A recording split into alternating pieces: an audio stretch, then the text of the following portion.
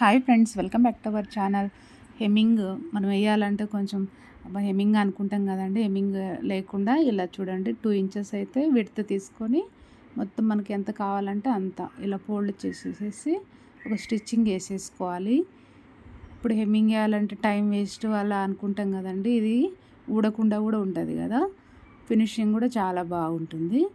ఇలా స్టిచ్చింగ్ చేసుకుంటూ రావాలన్నమాట. అంటే ఇది క్రాస్ తీసుకోవాలంటే మనం ఎలా హెమ్మింగ్ పట్టీకి క్రాస్ కట్ చేసుకుంటామో అలానే కట్ చేసేసుకోండి. టూ టూ ఇంచ్ వెడల్పు అయితే తీసుకొని మనకి ఎంత గల్లకు కావాలో అంత పెట్టుకోవాలన్నమాట. ఇలా వేసేసుకొని స్టిచ్చింగ్ అయితే ఫోల్డింగ్ మీద చేసేసుకోవాలి. ఇలా చేసుకున్నాం కదా. ఇప్పుడు ఎక్కడైనా ఉంటే ట్రిమ్ చేసుకోండి, ఎక్స్ట్రా ఏమన్నా అటు ఇటు ఉండేటి. ఇప్పుడు ఇది మనము కుట్టాం కదా బ్లౌజు, దీనికి ఎలా వేసేదో చూపిస్తాం మీకు. ఇప్పుడు ఫోల్డింగ్ మీద మనం ఇలా పెట్టేసుకొని కొంచెం ఫోల్డ్ చేసుకొని ఒక 1/2 ఇంచు ఇలా అయితే ఒక పాదం ఇంచు మనం స్టిచ్చింగ్ చేసుకుంటూ రావాలి. సేమ్ మన హెమ్మింగ్ పట్టిలాగానే స్టిచ్ చేసుకుంటూ రావాలన్నమాట. కాకపోతే హెమ్మింగ్ వేయకుండా మనకు టైం వేస్ట్ ఉండదు.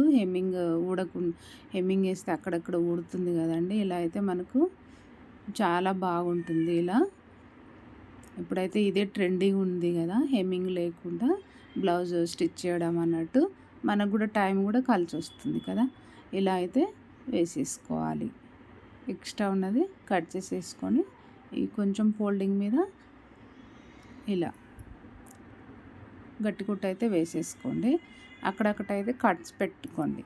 అక్కడక్కడ ఇలా పెట్టాం కదా కట్స్,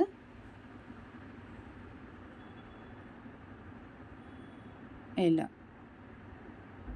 ఇప్పుడు దాని ఫోల్డింగ్ ఇలా ఖర్చు మన రైట్ సైడ్ ఉంచుకొని దానిపైన ఒక స్టిచ్ చేసుకోవాలి. హెమ్మింగ్ పట్టీకి అయితే మనం ఎలా వేస్తాము, దాన్ని ఫోల్డ్ చేసి స్టిచ్ చేస్తాం కదా, ఇది ఖర్చు పైన స్టిచ్ చేసుకోవాలి.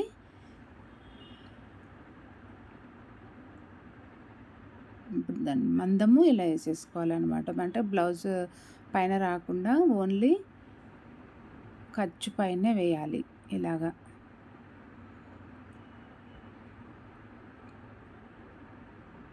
ఇలా కట్ చేసేసుకోండి.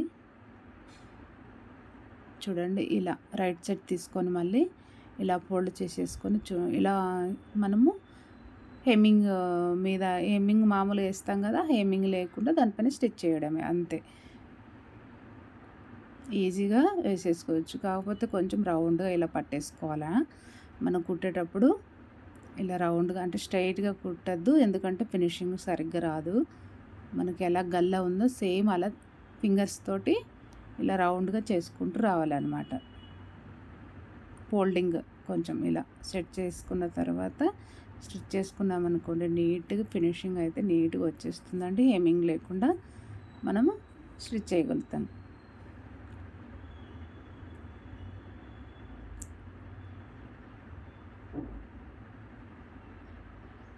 ఇలా నచ్చిందనుకోండి ఒక లైక్ ఇచ్చి సబ్స్క్రైబ్ అయితే చేయండి ఫ్రెండ్స్.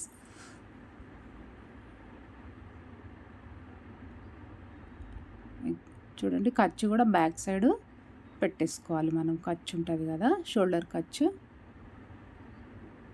అటు సైడ్కే ఉంచుకోవాలన్నమాట. ఇలా ఫింగర్స్ తోటి ఇలా రౌండ్గా గట్టి కుట్టు అయితే వేసేసుకోండి. ఓకేనా? చూడండి ఎంత బాగా ఫినిషింగ్ అయితే సూపర్గా వచ్చేస్తుంది.